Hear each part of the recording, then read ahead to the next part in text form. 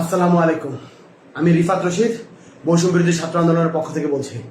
একটা কথা স্পষ্ট করে বলে দিতে চাই, এই খুনি সরকারের সাথে আর কোনো আলোচনা না। এই খুনি সরকারের সাথে আর কোনো আলোচনা না, আর কোনো বসা না, আর কোনো মীমাংসা না, আর কিচ্ছু হবে না। তারা প্রত্যেকবার ক্র্যাকডাউন চালিয়েছে। বাংলাদেশে গণহত্যা চালানোর পরেও আমরা শিক্ষার্থীরা যখন রাজপথে নেমেছিলাম তখন আমরা চুপ করে বসেছিলাম। আমরা কিন্তু রাজপথে খুব শান্তিপূর্ণ কর্মসূচি দিয়েছিলাম। আমাদের এই শান্তিপূর্ণ কর্মসূচিতে আবার গুলি চালানো হয়েছে। আমাদের ছয়জন ভাইকে শহীদ করা হয়েছে, এখনো অনেকে আহত। আমরা জানি না তাদের অবস্থা কি। আমরা এই খুনি সরকারের সাথে আর কোনো নেগোসিয়েশনে যাব না, আর কোনো আলোচনায় যাবে না। আলোচনার সকল দরজা বন্ধ হয়ে গেছে। এবার সর্বাত্মক প্রতিবাদ গড়ে তুলতে হবে। আমার ভাইদের রক্ত যারা ঝরাচ্ছে, বারবার করে আমার বোনের রক্ত যারা ঝরাচ্ছে, যারা জীবন ঝরাচ্ছে, তাদের সাথে আর কোনো আপোষ নাই, তাদের সাথে আর কোনো কথা নাই। এত সুশীলতার আর কোনো জায়গা নাই। এইবার একদম চূড়ান্ত পতনের ডাক দেওয়ার সময় হয়েছে, চূড়ান্ত ঘোষণার ডাক দেওয়ার সময় হয়েছে।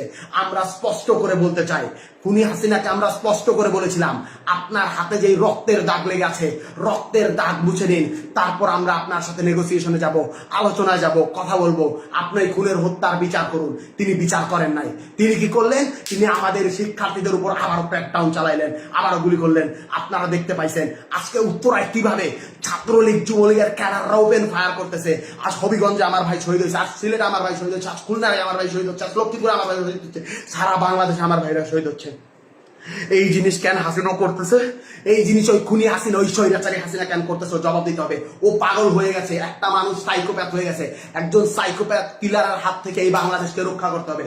এই বাংলাদেশ আর স্বাভাবিক কোনো মানুষের হাতে নাই। এই বাংলাদেশকে সাইকোপ্যাথের হাত থেকে রক্ষা করতে হবে। এই বাংলাদেশকে নিরাপদ করতে হবে। আমরা স্পষ্ট ভাবে বলে দিতে চাই, আমাদের যেই 9 দফা আছে, এই 9 দফার ভিত্তিতে আগামীকাল সারা বাংলাদেশে বিক্ষোভ মিছিল পালিত হবে।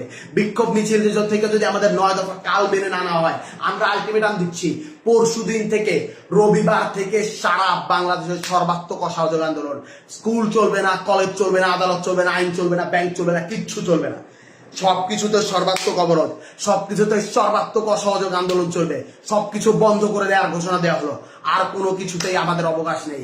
আমাদের বুকের রক্ত যারা প্রতিদিন ঝরায়, আমরা চুপ থাকার পরেও, আমরা শান্তিপূর্ণ থাকার পরেও নিরস্ত্র মানুষের প্রতি যে গুলি চালায়, গণকে যে হত্যা করে তার গণভবনে থাকার অধিকার নাই। গণকে যে হত্যা করে তার গণভবনে থাকার অধিকার নাই। আমার ভাইদের রক্ত প্রতিদিন ঝরানো হচ্ছে। এই রক্তের হিসাব পড়তে পড়তে পড়তে পড়তে পাহাড় সম রক্ত হয়ে গেছে। এই রক্তে তাকেই ডুবে মরতে হবে, এই বাদে কোনো উপায় নাই।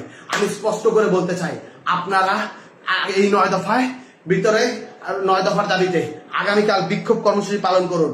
সারা বাংলাদেশের প্রতিটি জনতা রাস্তায় নেমে আসুন। আপনার ঘরের সামনে, আপনার বাড়ির সামনে প্রতিটি অলি গলিতে দুর্গ গড়ে তুলুন। বাংলাদেশের প্রতিটি ঘর একটা দুর্গ হয়ে উঠবে। এই 9 দফা যদি মেনে না নেওয়া হয়, পরদিন থেকে আমরা বলতে চাই, আমরা স্পষ্ট করে বলতে চাই, পরদিন থেকে সর্বাত্মক অসহযোগ আন্দোলন। এই সরকারকে কেউ সাহায্য করবে না, কেউ সাহায্য করবে না, কেউ সাহায্য করবে না। গোটা বাংলার ছাত্র জনতা, গোটা বাংলার কৃষক জনতা, গোটা বাংলার শ্রমিক জনতা একত্র হয়ে গেছে। এই সরকারকে কেউ সাহায্য করবে না। কেউ ব্যাংকে টাকা দিবেন না, কেউ কিচ্ছু করবে না, কেউ কোনো লেনদেন করবে না, অফিসে আদালতে যাবেন না। এই সরকারের সব থেকে বড়, এই দেশের সব থেকে বড় যে 2টা খুঁটি, একটা হলো গার্মেন্টস প্রতিষ্ঠান, আরেকটা হলো রেমিটেন্স। প্রবাসী ভাইদেরকে বলতেছি, একটা টাকা বৈধ চ্যানেলে রেমিটেন্স পাঠাবেন না। বিকাশ নগদে টাকা পাঠালো, সেটাও কিন্তু বৈধ চ্যানেলে হয়, সেটা রেমিটেন্স সরকারের যোগ হয়। বিকাশ নগদেও কেউ টাকা পাঠাবেন না।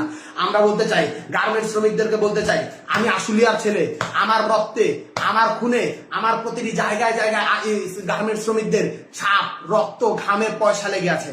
আপনাদেরকে আমি বলতে চাই, আপনারা কেউ আর গার্মেন্টসে যাবেন না। আপনাদের কেউ আর গার্মেন্টসে যাবে না। গার্মেন্টসে যারা যায়, আমার মা, আমার বোন, আমার মা বোনদেরকে বলতেছি, আমার ভাইদেরকে বলতেছি, আপনারা কেউ গার্মেন্টস কারখানায় যাবেন না। আমার ভাইদেরকে শহীদ করা হচ্ছে, এর স্পষ্ট বিহিত না হওয়া পর্যন্ত, এর বিচার না হওয়া পর্যন্ত আপনারা কোথাও গার্মেন্টসে যাবেন না। রিজিকের মালিক আল্লাহ। আল্লাহ বাঁচাইলে আমরা খাবো, আল্লাহ না বাঁচাইলে আমরা মরে যাবো। আপনারা রিজিকের ভয়ে আর কেউ ওই স্বৈরাচারের তাবেদারি করবেন না। আপনারা কেউ রোববার থেকে যদি আমাদের দাবি মেনে না নেওয়া হয়, তাহলে কোনো গার্মেন্টস শ্রমিকে, কল কারখানা সবকিছু বন্ধ ঘোষণা করা হলো। আমরা স্পষ্ট করে বলতে চাই, কিছুক্ষণের মধ্যেই বৈষম্য বিরোধী ছাত্র আন্দোলনের পক্ষ থেকে অফিসিয়ালি প্রেস রিলিজ দেওয়া হবে। আমরা বলতে চাই, এই 9 দফা যদি আগামীকালকে মেনে না নেওয়া হয়, যেই অসহযোগ আন্দোলন হবে, সেই অসহযোগ আন্দোলনের পরিণতি কি সেইটা আপনি স্পষ্ট বুঝতে পারতেছেন। ইন্টারনেট বন্ধ করে দেওয়া হতে পারে, সবকিছু বন্ধ করে দেওয়া হতে পারে। এই ভিডিওর পর আমি কতক্ষণ বাঁচবো আমি জানি না। লা ইলাহা ইল্লাল্লাহু মুহাম্মাদুর রাসূলুল্লাহ বলে এই কালেমা পড়ে আমি যাচ্ছি। আমি যদি মরে যাই ভয় নেই, বাংলার প্রতিটি মানুষ যারা বেঁচে আছেন তারাই নেতৃত্ব দিবেন, তারাই চালিয়ে দিবেন। এই কালেমা পড়ে নেওয়ার পর আমার আর ভয় নেই। আল্লাহর কাছে আমরা বলতে চাই, আল্লাহ এই জালিমের তুমি পতন করো, এই জালিমের তুমি বিচার করো। আপনারা প্রত্যেকটি ধর্ম আছে, মসজিদে, মন্দিরে, পেগোড়ায়, গির্জায়, সকলের যে স্রষ্টা আছে তাদের কাছে আপনার হাত তুলুন, আওয়াজ তুলুন, বলুন এই জালিমের থেকে আপনারা পতন চান। আমরা আর কিছু বলবো না। আমরা একটা কথা স্পষ্ট করে বলতে চাই, আমাদের মানুষের যখন পতন আসে তখন সে পদে পদে ভুল করে। আমার ভাইদের শান্তিপূর্ণ আন্দোলনে আমার বোনদের যে গুলি করলো, সেই গুলির সেই রক্তের জবাব দিতে হবে হাসিনা। এভাবে পার পাওয়া যাবে না। রক্ত দিয়ে যখন সিংহাসন বানানো হয় মহারানী, সেই সিংহাসনে বসা যায় না, সেই সিংহাসনে ডুবে গিয়ে মরে যেতে হয়। আমি বৈষম্য বিরোধী ছাত্র আন্দোলন থেকে রিফাত বলছি, আমি যদি আর বেঁচে না থাকি, আমি যদি মরে যাই, আপনারা আমাকে স্মরণ রাখেন। এই লাইভের পর আমি জানি না আমি আর কতক্ষণ বেঁচে থাকবো, আপনারা আমাকে স্মরণ রাখেন। একটা কথাই স্পষ্ট করে বলতে চাই, আপনারা এই লড়াই সংগ্রাম চালিয়ে নিয়ে যাবেন, কেউ পিছপা হবেন না। সারা বাংলাদেশ আমাদের সাথে আছে। আমরা এই স্বৈরাচার মুক্ত বাংলাদেশ গড়ব। যারা এই আমাদের রক্তে, আমাদের খুনের উপর পাড়া দিয়ে, আমাদের রক্তের উপর পাড়া দিয়ে এই জালিমশাহী সরকার কায়েম করছে, জালিমশাহী শাসন ব্যবস্থা কায়েম করছে, তাদের সমস্ত স্ট্রাকচার, সমস্ত প্রতিষ্ঠান, সমস্ত স্তম্ভ ভেঙে গুড়িয়ে পায়ে মারিয়ে দেওয়া হবে। এই বলেই আমি আমার বক্তব্য শেষ করছি। আন্দোলন চলছে, আন্দোলন চলবে। শহীদের রক্তের দাবি আদায় না করা পর্যন্ত, শহীদের রক্তের বিচার না হওয়া পর্যন্ত আমরা আমাদের রাজপথ ছাড়বো না। আজ থেকে বাংলাদেশের প্রতিটি ঘর একটি দুর্গ।